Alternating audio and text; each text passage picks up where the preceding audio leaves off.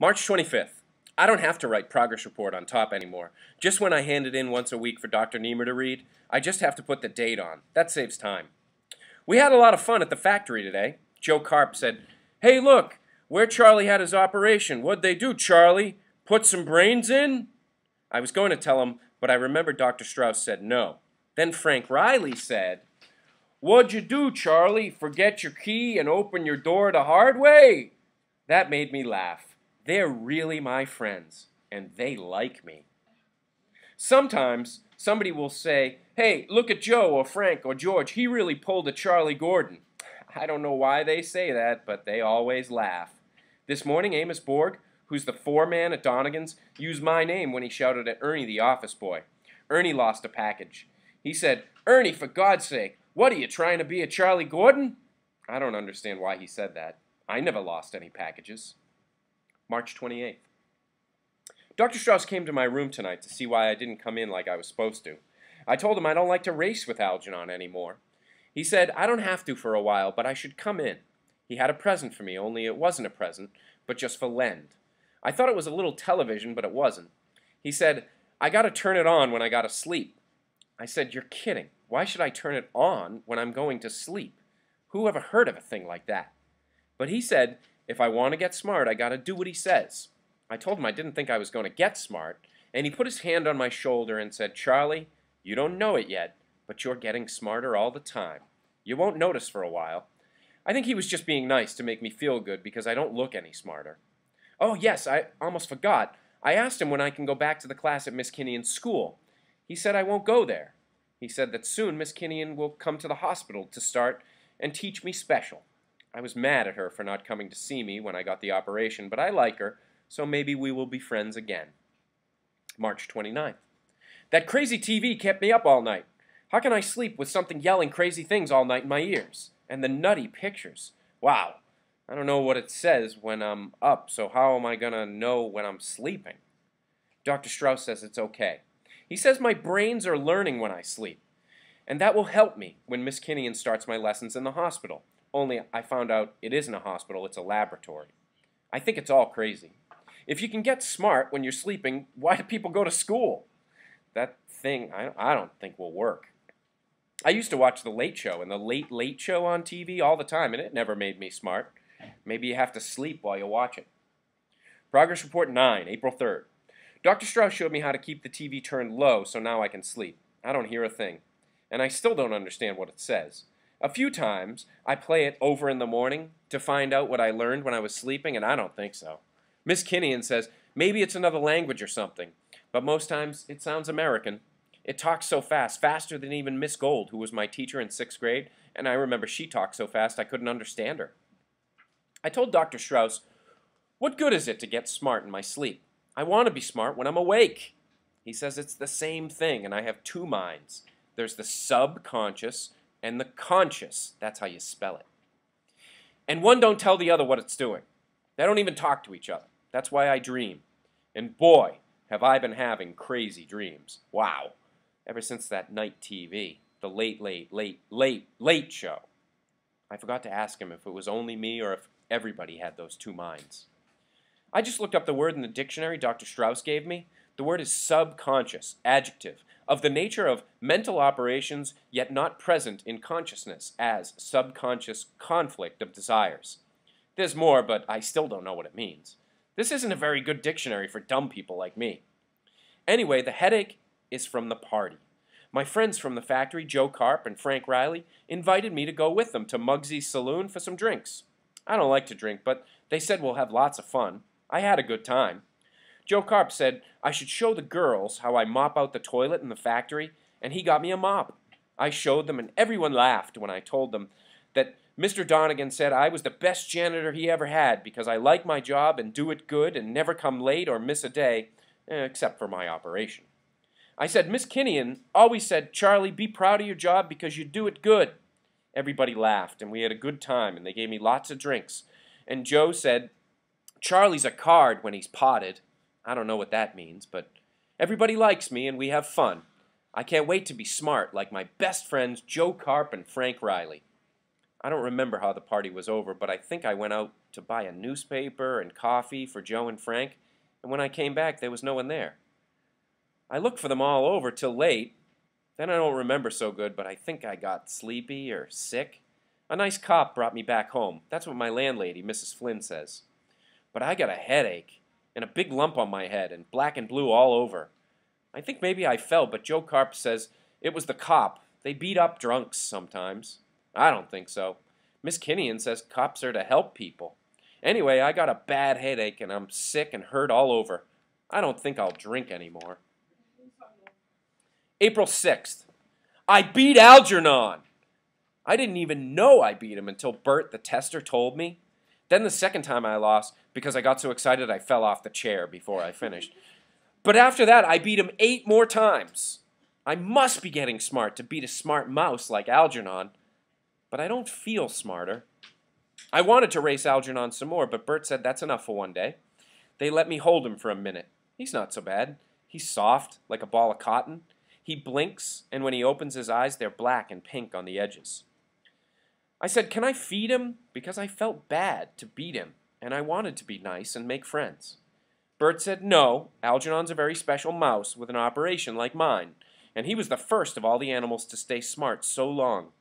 He told me, Algernon is so smart that every day he has to solve a test to get his food. It's a thing like a lock on a door that changes every time Algernon goes in to eat, so he has to learn something new to get his food. That made me sad, because if he couldn't learn, he would be hungry. I don't think it's right to make you pass a test to eat. How would Dr. Niemer like it to have to pass a test every time he wants to eat? I think I'll be friends with Algernon. April 9th. Tonight after work, Miss Kinnian was at the laboratory. She looked like she was glad to see me, but scared. I told her, don't worry, Miss Kinnian, I'm not smart yet, and she laughed. She said, I have confidence in you, Charlie, the way you struggled so hard to read and write better than all the others.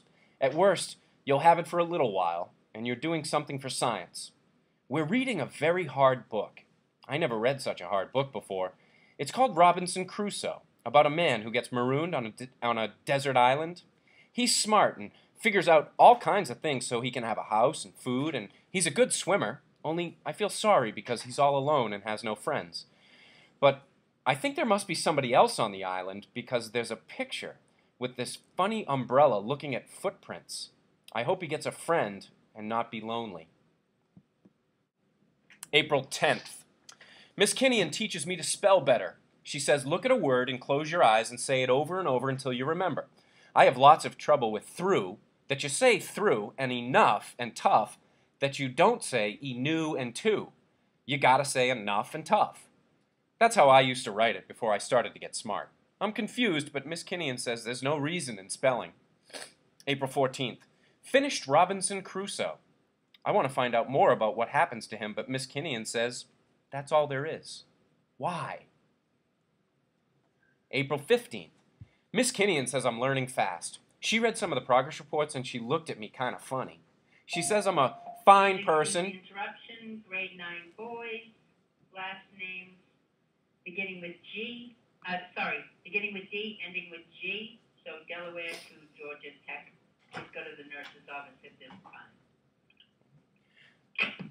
She says I'm a fine person and I'll show them all. I asked her why. She said never mind, but I shouldn't feel bad if I find out that everybody isn't nice like I think.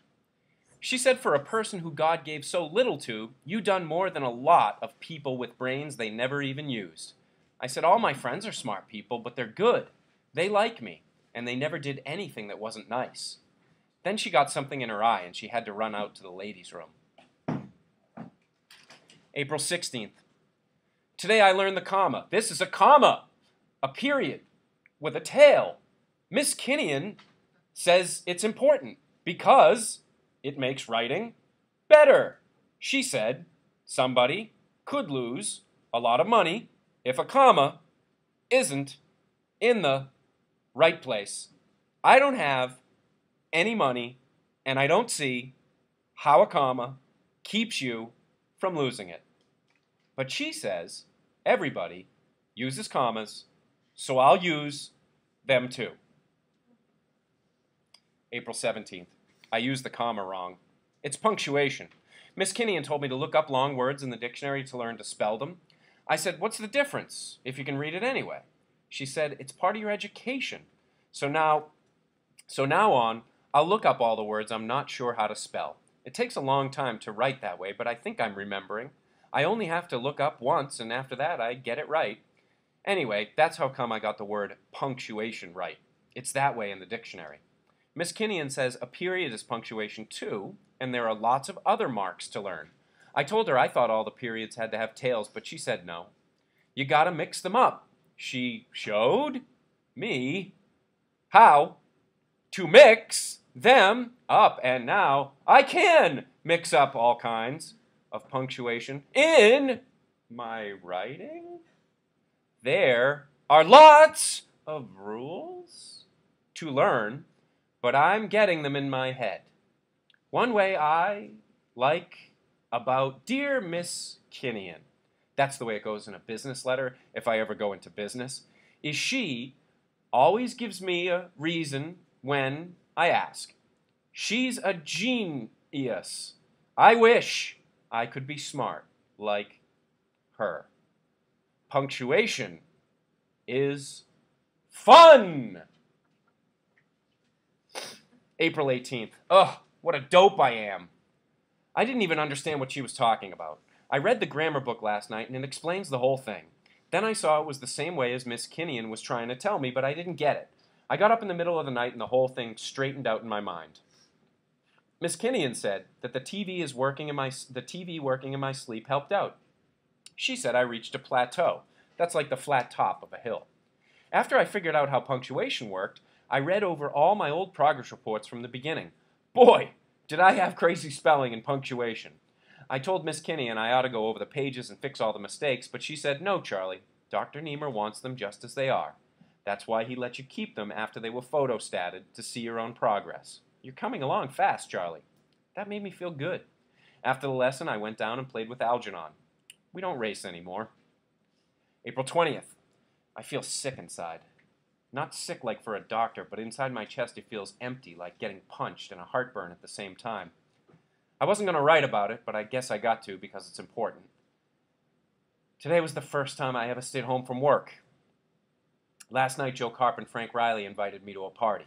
There were lots of girls and some men from the factory. I remembered how sick I got last time I drank too much, so I told Joe I didn't want anything to drink. He gave me a plain Coke instead. It tasted funny, but I thought it was just a bad taste in my mouth. We had a lot of fun for a while. Joe said I should dance with Ellen, and she would teach me the steps. I fell a few times, and I couldn't understand why because no one else was dancing besides Ellen and me. And all the time I was tripping because somebody's foot was always sticking out. Then when I got up, I saw the look on Joe's face, and it gave me a funny feeling in my stomach. He's a scream, one of the girls said. Everybody was laughing. Frank said, I ain't laughed so much since we sent him off for the newspaper that night at Muggsy's and ditched him. Look at him. His face is red. He's blushing. Charlie is blushing. Hey, Ellen, what'd you do to Charlie? I never saw him act like that before. I didn't know what to do or where to turn.